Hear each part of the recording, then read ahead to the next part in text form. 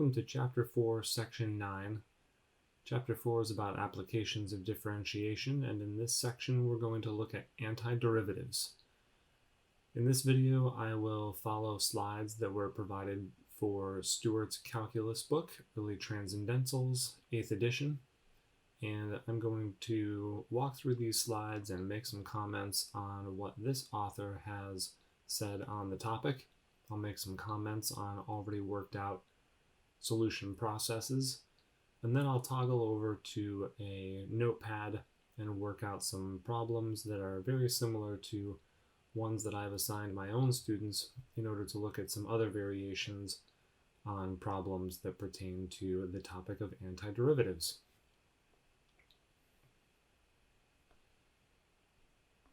So the purpose of an antiderivative, here are a few examples.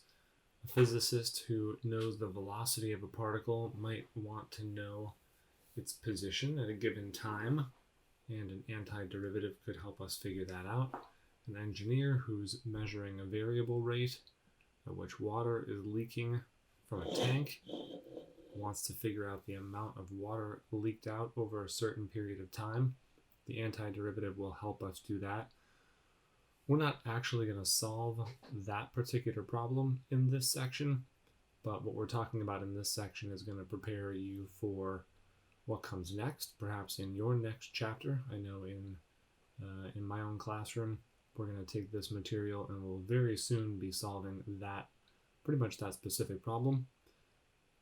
This one's timely. A biologist who knows the rate at which a bacteria population is increasing, or perhaps a viral outbreak, might want to deduce what size of the population, will be at some future time. And so certainly mathematical models can help us figure that out.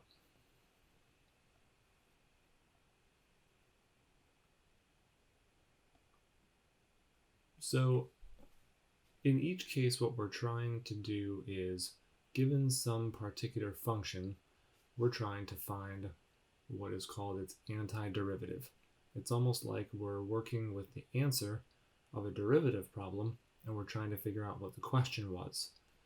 So here this definition says that a function capital F is called an antiderivative of lowercase f on a particular interval I if the first derivative of capital F is equal to lowercase f for all x on that interval.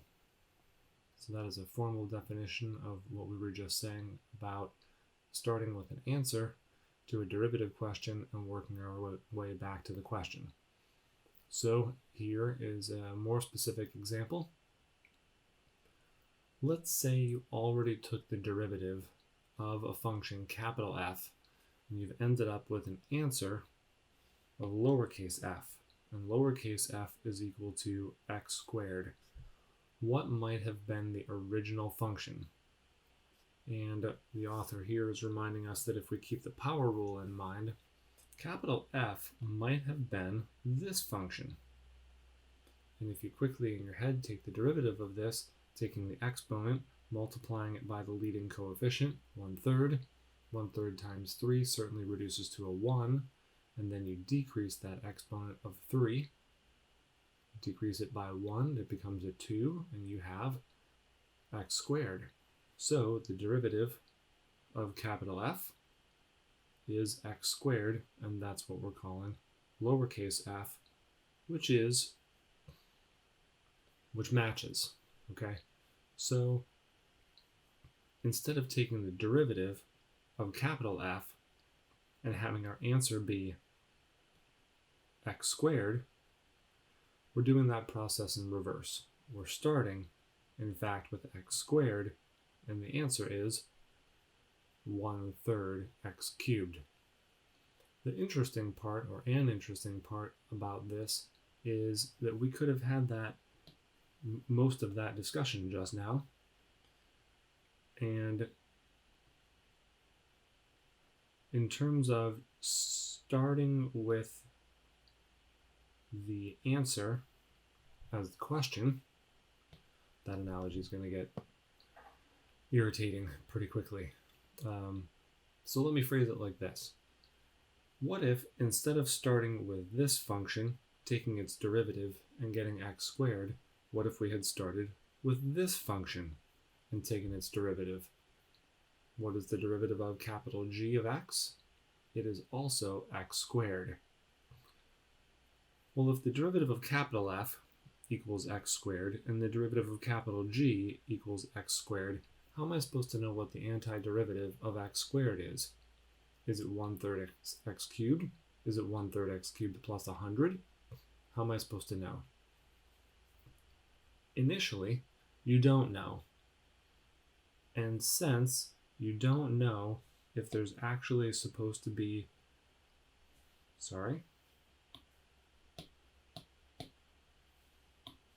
if there's supposed to be a plus 0 after the x cubed, or if there's supposed to be a plus 100, or a minus 15.7, right? We don't know what's supposed to come after that x cubed in terms of a constant value.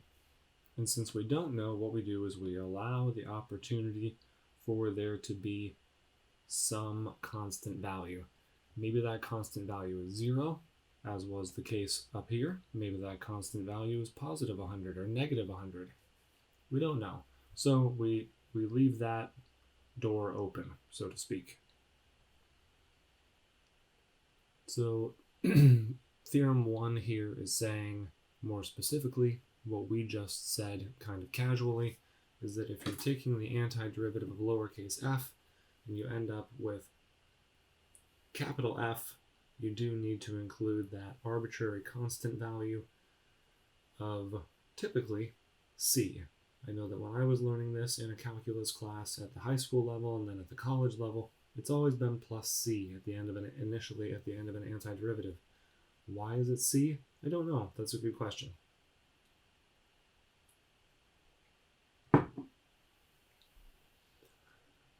So we go back to this function x squared and we see that the antiderivative is 1/3 x cubed plus c. That would be the correct answer. I know a lot of teachers and instructors and professors are really going to get after you about making sure to include that plus c, because that is part of the correct answer. We are going to work in a few minutes with enough information to help you figure out what the c value is. And it's important to figure out what c is, because if you don't, then you don't know, for example, which one of these curves is actually the correct one. If the antiderivative is simply x to the third over 3, then you're working with this pink curve in the middle. That highlighter's a little wide, but you see where I'm aiming. It passes right through the origin. So 1/3 x cubed. It's a cubic. It looks a lot like your normal x cubed graph. It's just a little bit flatter. A little vertical shrink happening there. But the addition or subtraction of a value after that term would certainly cause a vertical shift. So it's important to figure out the c value. So changing gears here a little bit, we're looking at some other antiderivatives. And while this information is presented forwards, in my mind I'm always thinking about it going the other direction, because that's the way that I learned it first. I learned how to take a derivative first. And so here, we're being asked to find the most general antiderivative. And when I hear find the antiderivative, in my mind, I ask myself, if I'm trying to find the antiderivative, then what this must be is the derivative of something. In other words, the derivative of what would equal the sine of x. And in our first solution, we're seeing that if capital F of x were equal to negative cosine x, then the derivative would equal sine of x. Let's remind ourselves why that's the case. Let's take negative cosine x and take the derivative. Here's the negative sign, and then remember that the derivative of cosine is negative sine.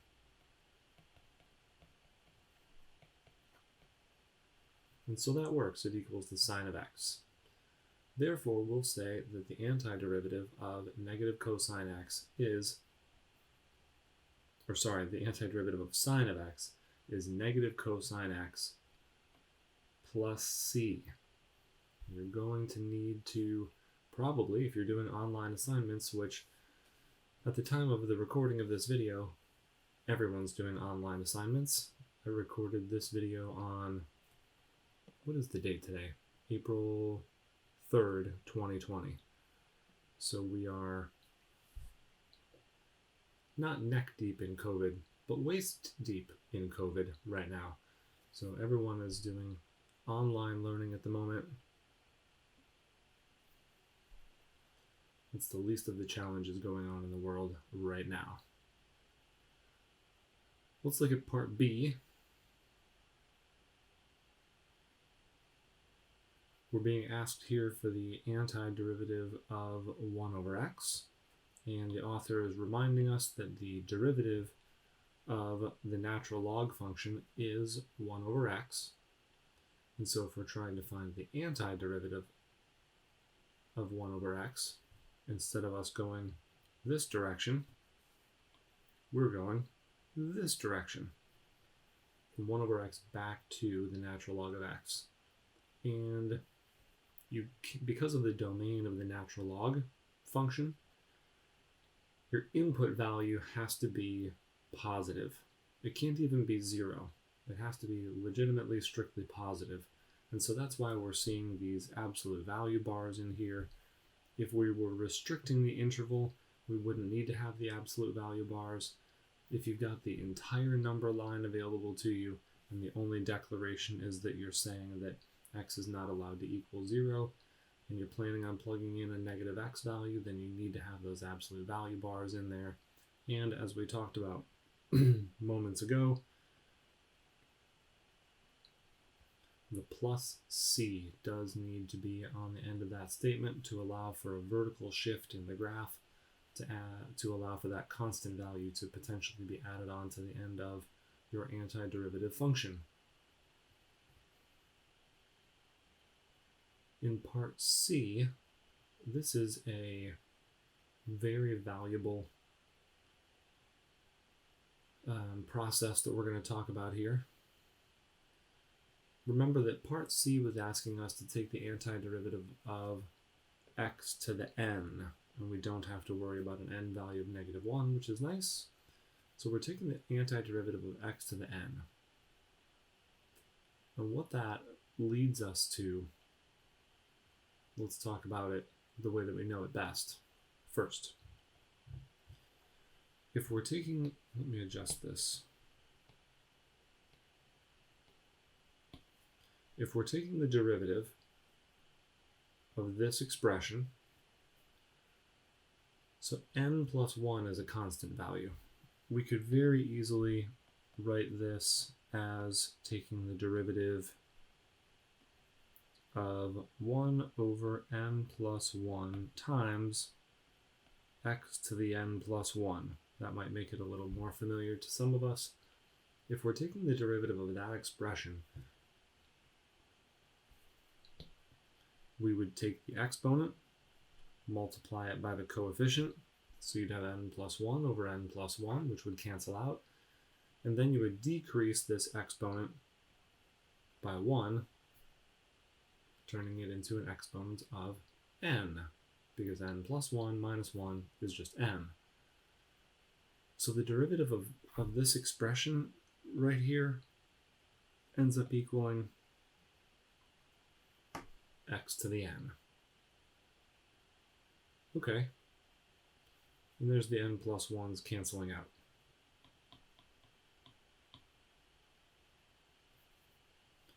Instead of seeing the denominator like this, I often will take the denominator and bring it out front like it's a coefficient.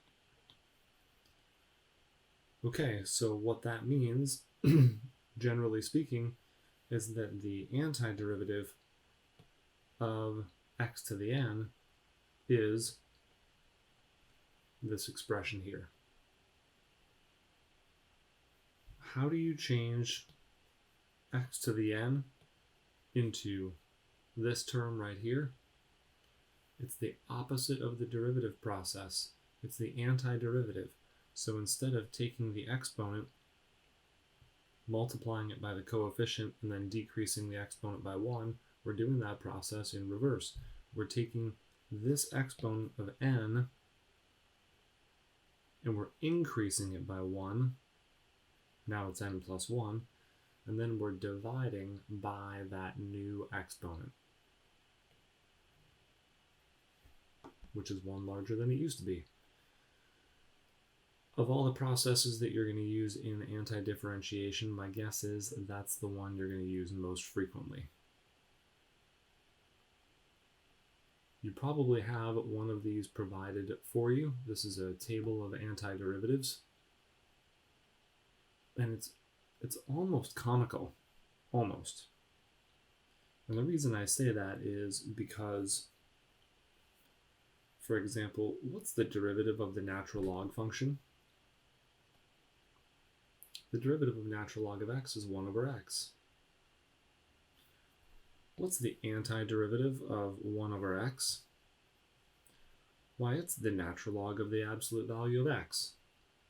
So just as much as this is an antiderivative table, it's also a derivative table, because derivatives and antiderivatives are almost inverses of each other, like squaring and square rooting, or tangent and inverse tan. They almost cancel each other out. Be careful with that analogy. So this is something that if you don't have a table like this, maybe you want to rewind just a couple of seconds there and screenshot that while it's a little bit larger.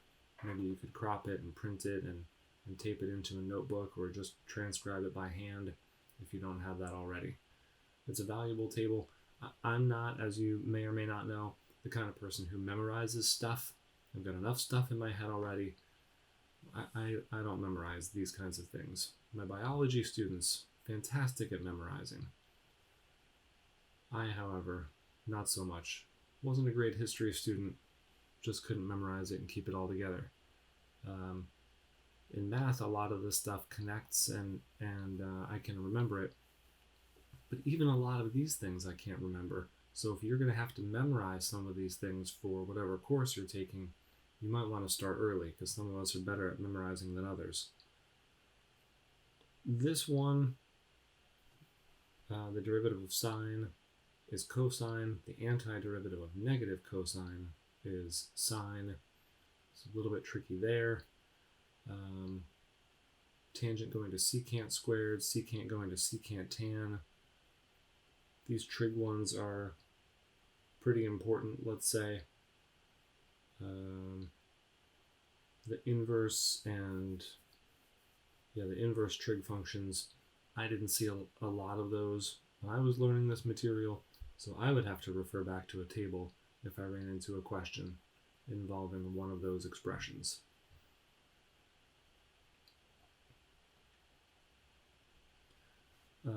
I've passed right by a couple of slides.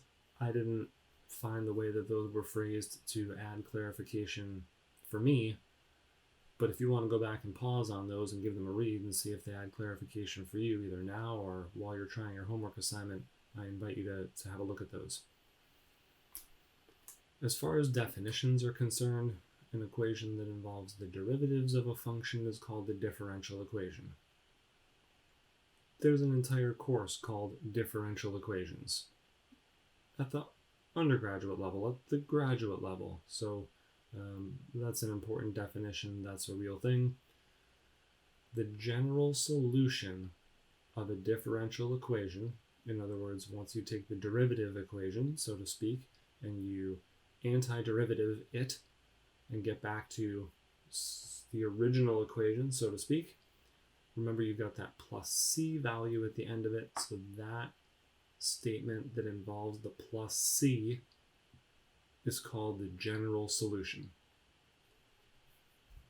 But there might be a way to determine the constant value that's initially part of your general solution, and we can end up with a unique solution. So in this little subsection, we're going to be looking at motion.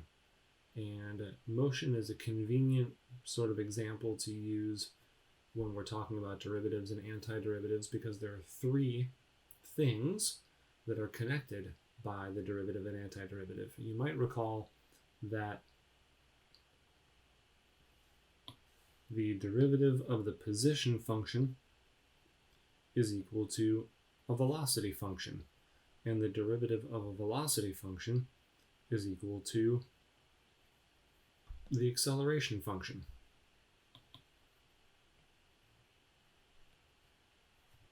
That way those match. Similarly, the antiderivative of acceleration is equal to velocity, and the antiderivative of velocity is equal to position. Except when you're taking antiderivatives, you end up with that plus c at the end. And in order to figure out the c value, very often the information necessary, or the information that will be provided, is called an initial value.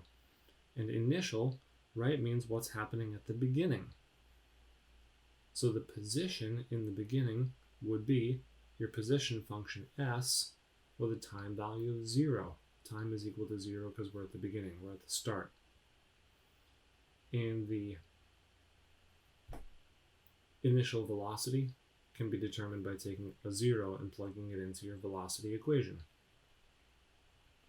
And so the last example provided to us by this author for our initial look at not initial velocities, at the antiderivative, is this example, which involves particle motion. So we've got a particle, it's moving in a straight line, it has an acceleration function that's given to us. We're told the initial velocity, we're told the initial displacement or position, and we want to ultimately figure out the position function, s of t. So we know, and we just talked about anyway, that the derivative of the velocity function is the acceleration function, which is 6t plus 4. So let's take the antiderivative of all of these things. The antiderivative of this will equal velocity. The antiderivative of this is going to equal velocity. The antiderivative of this is going to equal the velocity equation with a plus c at the end of it, because it's going to be a general solution. And so the antiderivative of 6t, and again in my mind I ask myself, the derivative of what would take me back to 6t. So I'm almost always thinking about these the way that I initially learned them, as derivative problems. I know that with a term like this, I'm going to have to take my variable, increase the exponent by 1, so it was t to the first power, now it's t squared, and then I'll divide the 6 by the new exponent. So the way the author presents it is like this, which is fine, as long as you realize that it's the initial or the given coefficient being divided by the new exponent.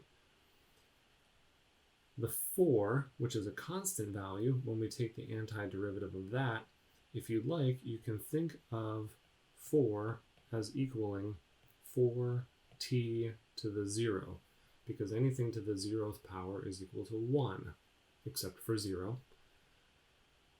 So if 4t to the 0, and we're going to take the antiderivative of that, then I would have to increase the exponent by 1, which would make it t to the first power, and then I would have to take the 4 and divide it by 1. Well, that's still just a 4. And I would never write t to the first power, I would just write it as t. There it is, 4t. So don't worry if this seems a little awkward or cumbersome to you. After you do a half a dozen of these, you're going to find that you're going considerably faster. Be patient with yourself. You'll get into the rhythm of doing derivatives backwards. The good news is you can almost always check your answer in an antiderivative problem by taking the derivative and seeing if you get the question again. For that matter, what's the derivative of this statement? Well, the derivative of a constant is going to go to 0. The derivative of 4t, I take the exponent, I multiply it by the coefficient, that's a 4. I decrease the exponent by 1. It's t to the 0. All right, that cancels out because it's just a 1. 2 times 3, exponent times coefficient is a 6. Keep the variable, decrease the exponent by 1. Now it's t to the first power. I got my question again. I'm able to check my own work. Just like factoring, you can check your own work by multiplying it back out. Here, we're able to take the derivative and see if we get the initial question. Now that was our velocity equation that we just figured out. And we know, you're not as familiar with this yet as I am, that v sub 0 is going to equal c. Why would v sub 0 equal c?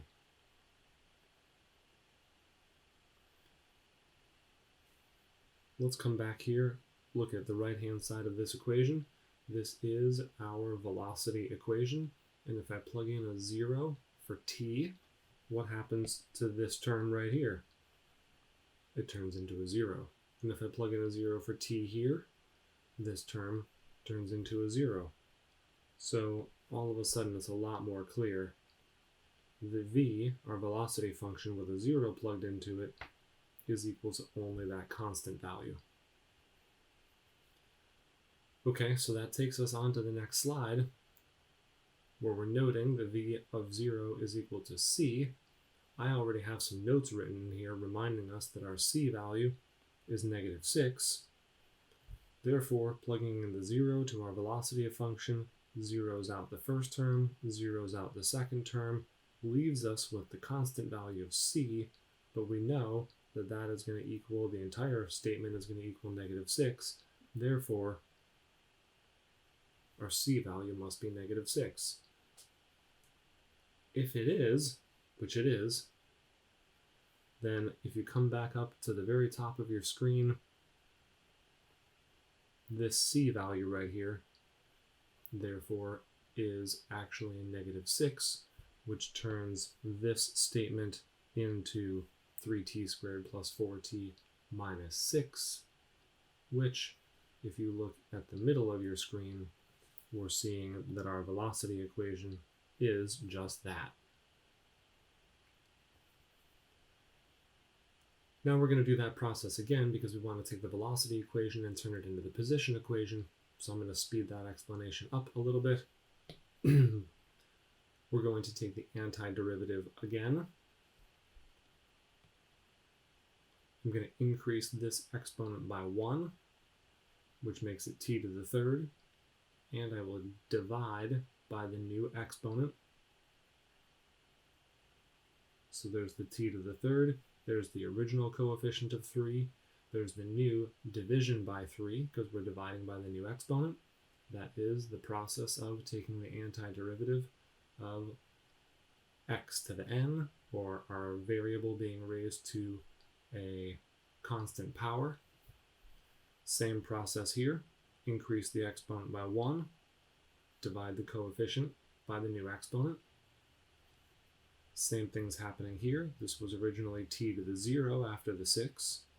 Now it's t to the 1, and you take the -6, divide it by 1, and it's still a -6. And then we're seeing plus d.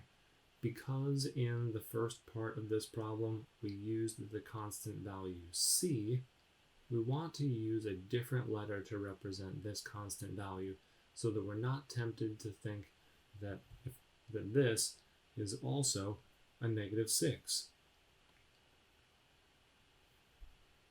So don't always use plus c. If you're working within the same problem and you're taking multiple antiderivatives, designate each new constant value as its own value, because it's not going to consistently be the same number.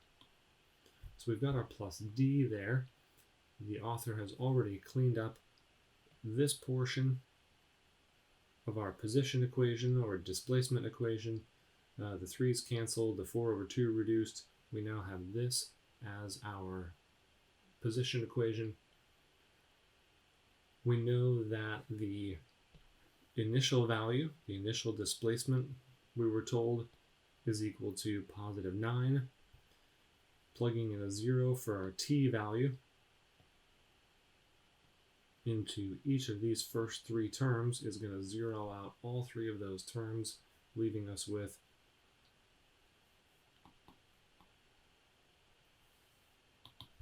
d equals 9, and so d equals 9. And so we take that 9 and we put it in there in place of the d, and we have ourselves a position equation. Pretty fun. Let's look at a couple more problems.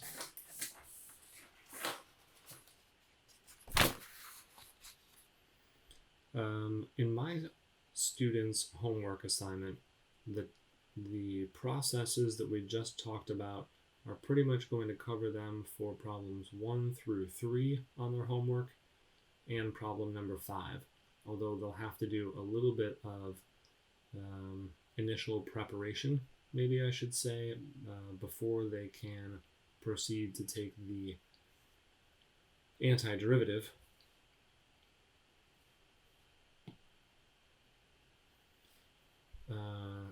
Sometimes you'll have to distribute before taking the derivative, sometimes, or the antiderivative. Sometimes you might want to do some factoring. Sometimes you might want to change a square root into an exponent of 1/2, or a cube root into an exponent of 1/3, something like that, because when you're taking derivatives and antiderivatives, it's easier to be in exponential form than in radical form. So that's what I mean by you might need to do some initial preparation before actually taking the antiderivative. So what we just talked about for my students will cover you for those few problems, 1 through 3 and number 5. I've given them a problem, also number 4, where we're asked to take the antiderivative of a constant value. So for example, let's take it's early in the morning for me. I'm going to put the n in the word find. Let's find I don't want to write it out over and over again. Let's find the antiderivative of f of x equals the square root of 5. What is the square root of 5? It's a constant value. It's not really a so much as noting that we can rewrite f of x as the square root of 5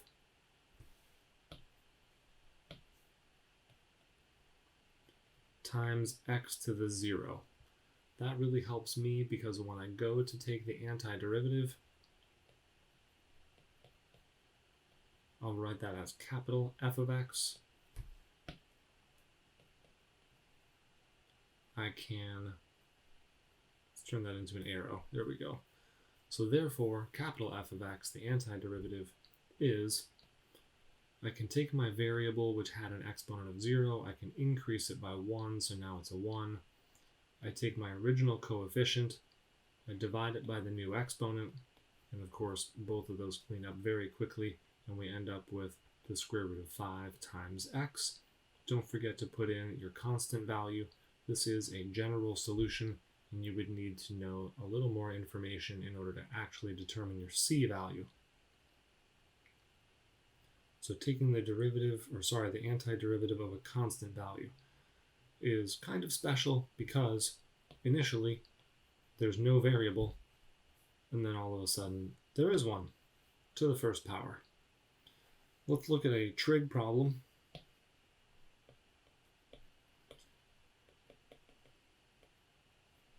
Let's find the antiderivative of secant theta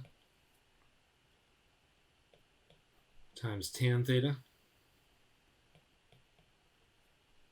minus 4e to the power of theta plus 3 theta. We've got good variety in this problem, and I will remind you the value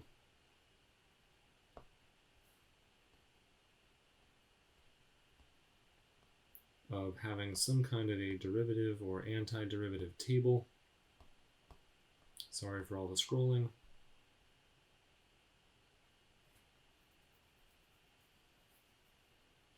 The antiderivative of secant tan is secant.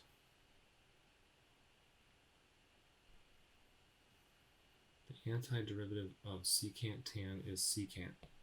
So we're finding the antiderivative of this, and we could call this maybe lowercase g of theta. Therefore, capital G of theta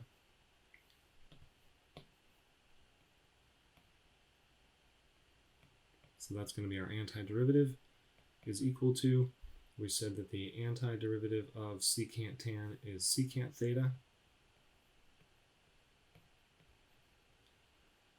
The antiderivative of 4e to the theta.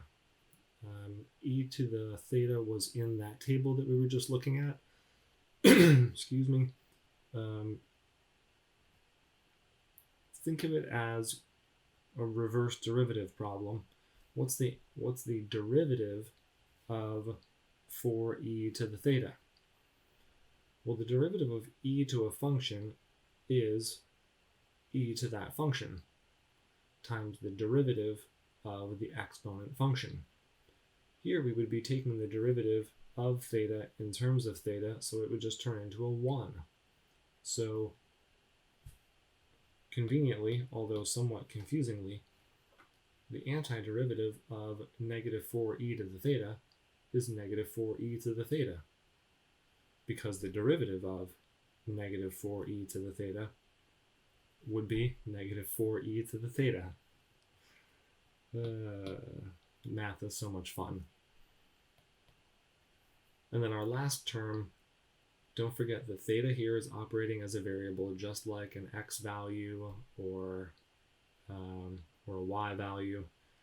It's just another variable, and we need to take the exponent on that variable, increase it by 1, so it'll become squared, and then we take the original coefficient of 3 and we divide it by the new exponent. Sometimes you're going to see that too written as a sort of larger denominator. You'll have 3 theta squared all over 2. You might see 3 theta squared over 2. The 3 will still look like a coefficient, but I'm just going to go right to it and have the 3 and the division by 2 appearing like a coefficient right away of 3/2 in front of the theta squared. And then don't forget, very important to have your plus c value there in case you are told at some point that g of 0 is equal to some value, or g of pi over 2 maybe equals some answer, and then you would have to take the pi over 2, plug it in here, and oh boy, plug it in there and plug it in there, and then your function would be equal to some value, maybe 7, and you'll have to solve for c. This would be considerably more difficult than in one of the polynomial problems we were working with before, because those problems we were plugging in a value of 0, and it made every one of these terms turn into a 0, 0, 0. That would not be the case in this problem. You would actually have to go through and evaluate those statements and do a better job at solving for c. So please do not write down any of this stuff. You don't need that in your notes confusing you. Stick with the initial value problems that we already took notes on. What else do I want to look at with you? Let's do one more initial value problem, and then we'll call it quits. For my students in their homework set, problems number 7 and 8 are very similar because they are both initial value problems. I'm going to work one of them, and then I'm going to leave you to work out the other one on your own. So problem number 7 says, or asks us to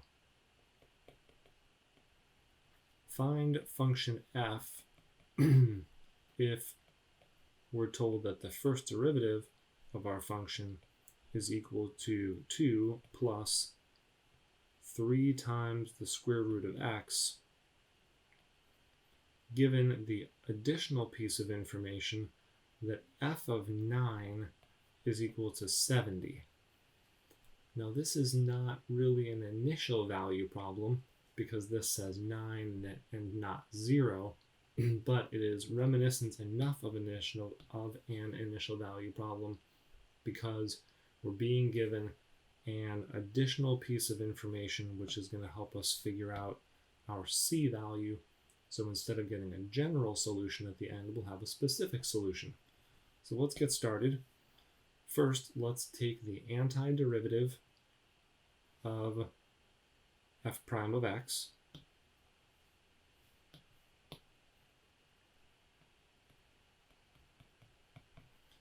The first term is a 2. We need to, or 2x to the 0. So our variable will appear to the first power. And remember, you can always check your work by taking the derivative and seeing if you get the question back. And in this case, we do. Good job. Ooh, all of a sudden I'm seeing that I've got a square root in here. I should have rewritten that as 3x to the 1/2 power. That helps me a lot when I'm taking the antiderivative because I can take my variable, I can increase the exponent by 1, so literally I have to add 1 to it, which gives me x to the 3/2, and then I have to take my original coefficient of 3 and I have to divide by my new exponent of 3/2. We can put the plus c on at this point. So we have our general solution that we're working on here. Now I need to clean this up. So I'm going to write that out. Not everybody needs to see that much work. So let me just jot this down quickly. Division by a fraction is the same thing as multiplying by the reciprocal. So I'll take the reciprocal of that denominator, make it into 2/3, change the division to multiplication. Essentially we're doing keep, change, flip. Still multiplying by the 3x to the 3/2. Don't forget to bring the plus c with you the entire way. And then this 3 and this 3, those are going to cancel out. And so now our general solution equals 2x plus 2 times x to the 3/2 plus c. Now we can use the next piece of given information, or the only additional piece of given information, and we're going to determine our c value.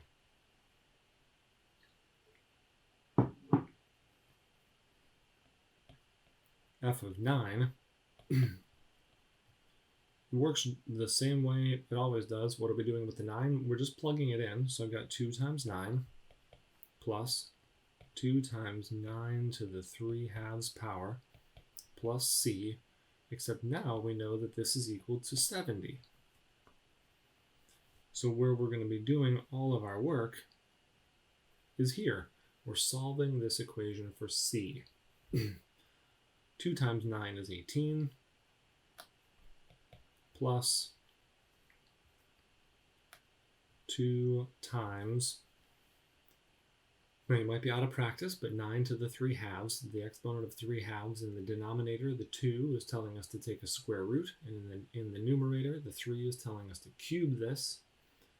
Should we take 9, raise it to the 3rd power, and then square root it?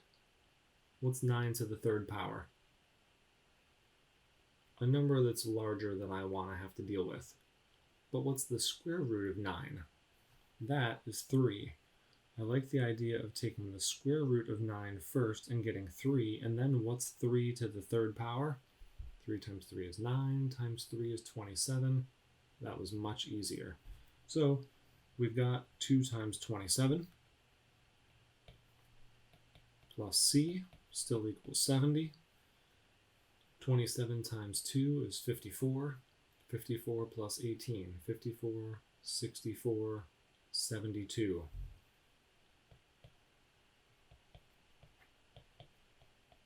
Subtract 2 from both sides, we've got a c value of -2. I'm circling it so it doesn't wander off.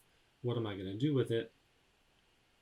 I'm going to plug it back into, let's even come back up just a little bit and denote this as our general solution.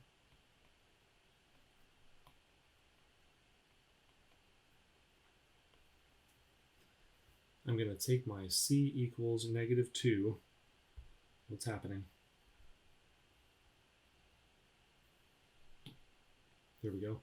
I'm going to take my c value of -2 and then plug it back into my general solution. If you want to put a little note here,